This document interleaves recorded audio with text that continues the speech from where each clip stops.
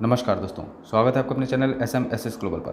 दोस्तों आज 21 अक्टूबर 2020 और 21 अक्टूबर के करंट अफेयर के जितने भी महत्वपूर्ण क्वेश्चन बनेंगे सारे हम इस वीडियो में जानेंगे। तो चलिए शुरू करते हैं आज के करंट अफेयर के इस वीडियो को।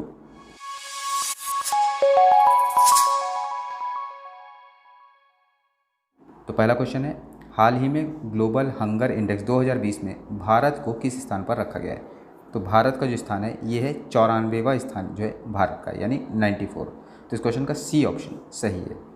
अच्छा, तो ये तो हो गया भारत का स्थान। अब इस सूची में जान लेते हैं पहले स्थान पर कौन है। तो पहले स्थान पर है बेलारूस, और इसके अलावा पाकिस्तान है 88वें नंबर पर, नेपाल है 73वें नंबर पर, बांग्लादेश का स्थान है 75वां, इंडोनेशिया का है 70वां स्थान, श्रीलंका का है 64वां स्थान, म्यांमार का है 78वां। तो इन सूची को अगर देखा जाए तो इसके अंतर्गत जो भारत का स्थान है इन सारे जो पड़ोसी देश हैं इसके, तो इनसे काफ़ी जो है इसकी नीचे स्थिति है।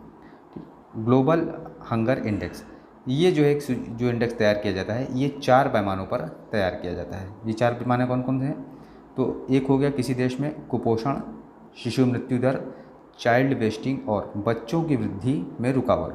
तो इन चारों को जो है पैमानों को नापते हुए किसी देश में ग्लोबल हंगर इंडेक्स को जो है शामिल किया जाता है इस सूची में। तो अभी जो भारत का स्थान है ये है 94वां जो है भारत का स्थान है। इसकी जो शुरुआत हुई थी यानी GHI यानी ग्लोबल हंगर इंडेक्स थी, तो इसकी जो शुरुआत हुई 2006 में हुई थी। कब हुई थी? 2006 में international food policy research institute ने इसकी शुरुआत की थी, और वेल्ट हंगर लाइफ नाम की एक जर्मन संस्था ने जो है 2006 में इसे पहली बार जारी किया था। इस रिपोर्ट यानी GHI की जो है रिपोर्ट को जारी किया था पहली बार। आगे बढ़ते हैं। अगला क्वेश्चन है, हाल ही में जैकिंडा अर्डर्न किस देश की प्रधानमंत्री बनी है। ये किस देश की प्रधानमंत्री बनी है? तो ये बनी है न्यूजीलैंड की। तो इस क्वेश्चन का ए ऑप्शन सही है। और ये दूसरी बार यानी अपने काल में ये दूसरी बार जो है प्राइम मिनिस्टर चुनी गई हैं न्यूजीलैंड की। बात हुई है न्यूजीलैंड की, तो न्यूजीलैंड से जुड़े हुए जीके फैक्ट जानेंगे। तो ये रहा मैप में न्यूजीलैंड।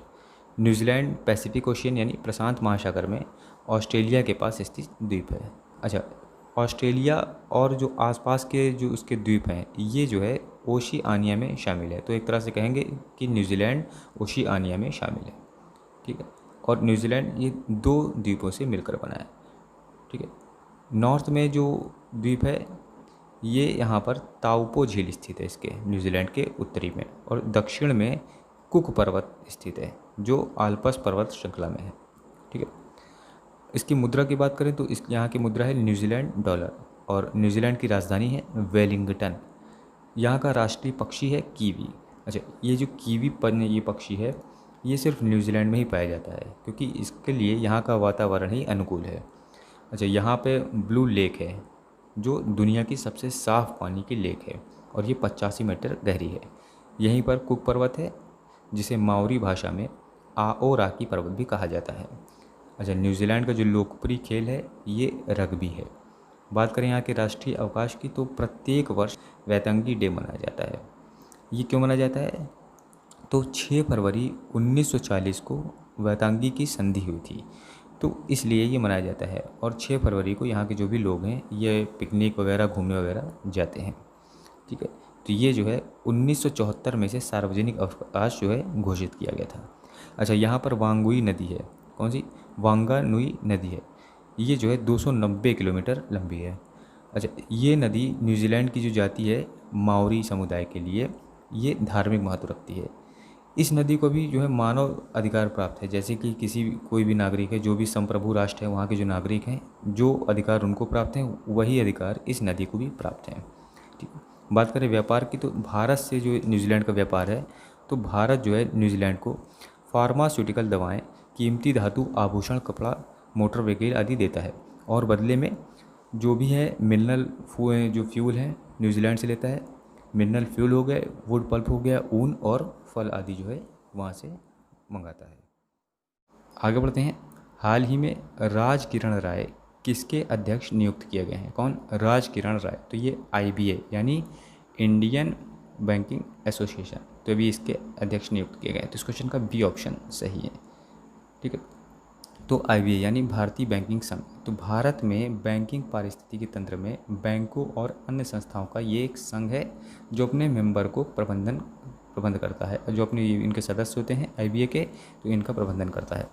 बात हुई IBA की, तो इसका जो मुख्यालय है ये है मुंबई, महाराष्ट्र में। इसकी स्थापना कब हुई थी? तो हुई थी ये 26 सितंबर 1946 में। आगे बढ़ते हैं। हाल ही में कौन सा देश फेस स्कैन करने वाला पहला देश बना है? तो ये अभी सिंगापुर है, ये जो है ऐसा देश है जो फेस स्कैन करने वाला पहला देश बना है। तो इस क्वेश्चन का ए ऑप्शन सही है।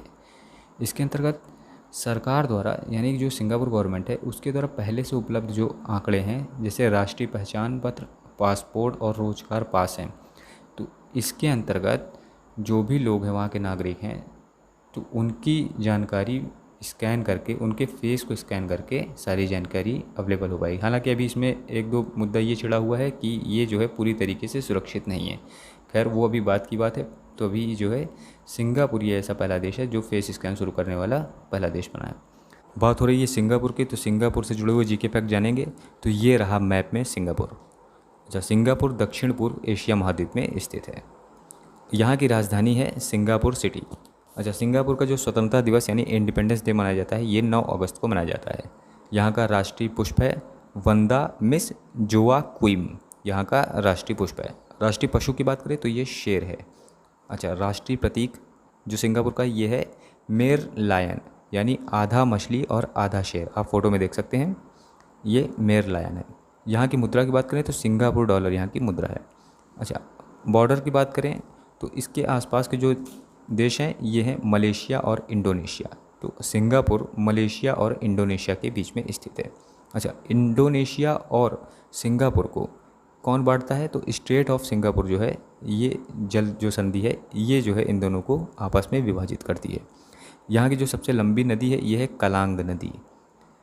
यहाँ पे द नाइट सफारी चिड़ियाघर भी है, जो दिन के साथ साथ ये रात में भी आपको खुला रहता है और ये पर्यटन के हिसाब से अनुकूल है। अगर बात करें यहाँ पे इतिहास की, तो 5 अगस्त 1943 को सुभाष चंद्र बोस ने टाउन हॉल के सामने से यहाँ पे एक नारा दिया था जो बहुत प्रसिद्ध है, दिल्ली चलो। कब दिया था? 5 अगस्त 1943 को। अच्छा, यहाँ पर विश्व प्रसिद्ध जो है फव्वारा है जिसका नाम है द फाउंटेन ऑफ वेल्थ, जैसे कि आप देख सकते हैं। आगे बढ़ते हैं। हाल ही में किस राज्य में मिशन शक्ति अभियान की शुरुआत की हुई है? तो अभी उत्तर प्रदेश में ये शुरुआत हुई है मिशन शक्ति की। तो इस क्वेश्चन का बी ऑप्शन उत्तर प्रदेश सही है। इसकी जो शुरुआत की है ये की है CM योगी आदित्यनाथ, जो उत्तर प्रदेश के मुख्यमंत्री हैं। तो अभी इन्होंने मिशन शक्ति की शुरुआत की है। मिशन शक्ति ये है क्या?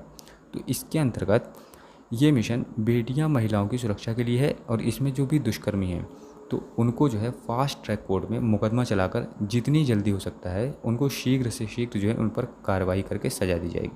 ठीक है, और इसकी शुरुआत हुई है यूपी के बलरामपुर देवी धाम से। ठीक है, और इसके साथ एक और घोषणा हुई है कि पुलिस भर्ती, यूपी पुलिस में जो भी भर्ती होगी उसमें जो 20% जो भर्ती होगी वो लड़कियों की भर्ती होगी। आगे बढ़ते हैं। केंद्रीय स्वास्थ्य मंत्री डॉक्टर हर्षवर्धन ने भारत को किस साल तक ट्रांस फैट फ्री होने का लक्ष्य रखा है? तो ये सन है 2022 तक ये टारगेट रखा गया है ट्रांस फैट फ्री होने का। तो इस क्वेश्चन का सी ऑप्शन सही है। इसके अंतर्गत जो संस्था है कौन सी? FSAI यानी भारतीय खाद्य संरक्षा एवं मानक प्राधिकरण।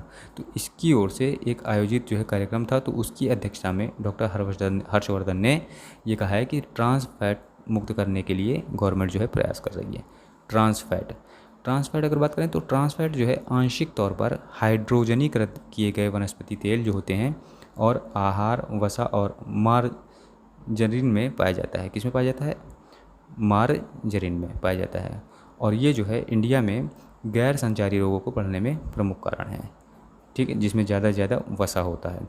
और अभी जो है तो अब कोरोना के कारण अब इसमें ध्यान दिया जाएगा, किसमें? भोजन, पोषण, स्वास्थ्य, प्रतिरोधक क्षमता और नए सिरे से इसमें जो है ध्यान दिया जाएगा ताकि ये लक्ष्य को पूरा किया जाए। क्या, कौन सा लक्ष्य है? ट्रांस फैट फ्री 2022 तक ये लक्ष्य रखा है डॉक्टर हर्षवर्धन ने। तो इस क्वेश्चन का सी ऑप्शन सही था और आप ये इससे जानकारी मिल जाती है। आगे बढ़ते हैं। हाल ही में भारत सरकार ने किस उत्पाद के आयात पर प्रतिबंध लगाया है? तो अभी AC पर जो है इंडियन गवर्नमेंट ने प्रतिबंध लगाया है। तो इस क्वेश्चन का ए ऑप्शन एयर कंडीशन सही है। अच्छा, इसके जो AC के आयात पर प्रतिबंध को लेकर directorate general of foreign trade यानी DGFT ने एक नोटिफिकेशन जारी किया है। तो इसके अंतर्गत इंडियन गवर्नमेंट यानी भारत सरकार ने कहा है कि जो भी ये नॉन एसेंशियल प्रोडक्ट हैं तो इनके आयात पर पूरी तरीके से प्रतिबंध लग जाएगा। ठीक है, यानी एसी और फ्रिज इनके आयात को पूरी तरीके से प्रतिबंधित कर दिया जाएगा। अच्छा, इससे होगा क्या? तो भारत के स्थानीय विनिर्माण जो उद्योग हैं उनको पहली बात नंबर एक प्रोत्साहन मिलेगा और इसका फ़ायदा जो भी इंडियन कंपनी है उनको मिलेगा। अगर बात करें इसके व्यापार की तो देश में एसी कंपोनेंट का जो व्यापार है करीब जो है $2 बिलियन है। ठीक है, इसी कारण जो ये भारत सरकार ने निर्णय लिया है कि घरेलू उत्पादन को बढ़ावा देने के लिए ये जो है भारत से आयात बंद कर दिया गया है। तो ये भी गवर्नमेंट ने निर्णय लिया था। आगे बढ़ते हैं। हाल ही में विशाल वी शर्मा को किस संगठन में भारत के स्थायी प्रतिनिधि के रूप में नियुक्त किया गया है? तो ये है यूनेस्को। तो अभी इनका इस संस्था का जो है भारत के स्थायी प्रतिनिधि के रूप में विशाल वी शर्मा को नियुक्त किया गया। तो इस क्वेश्चन का बी अब आंसर यानी यूनेस्को सही है। ठीक है, और ये जगह किसकी लेंगे? तो ये जगह लेंगे जावेद अशरफ की। बात हुई है यूनेस्को की, तो यूनेस्को को जो ये मुख्यालय है, हेडक्वार्टर है, ये है पेरिस में यानी फ्रांस में। और इसके जो वर्तमान प्रमुख है ये हैं आंद्रे अचोले और इसकी स्थापना हुई थी 16 नवंबर 1945 को। तो दोस्तों ये थे आज के करंट अफेयर के क्वेश्चन। और अब बात करेंगे जो पिछले वीडियो में क्वेश्चन पूछा गया था उसका सही आंसर जानेंगे। तो पिछले वीडियो में क्वेश्चन हुआ था हाल ही में कौन सा राज्य 2 नए पुलिस जिले स्थापित करेगा? तो ये राज्य है गोवा। तो भी ये 2 नए पुलिस जिले स्थापित करेगा। आगे बढ़ते हैं। तो अब बात करेंगे क्वेश्चन ऑफ द डे की, जो आपके लिए है।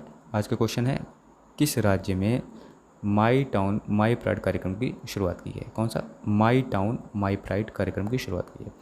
तो ये आपकी जो है 4 ऑप्शन है, आप इनका आंसर नीचे कमेंट बॉक्स में बता सकते हैं। तो दोस्तों जुड़े रहिए हमारे साथ डेली करंट अफेयर्स के लिए। और हाँ, चैनल को सब्सक्राइब करना, लाइक करना और ज़्यादा से ज़्यादा शेयर करना बिल्कुल भी मत भूलिएगा। धन्यवाद।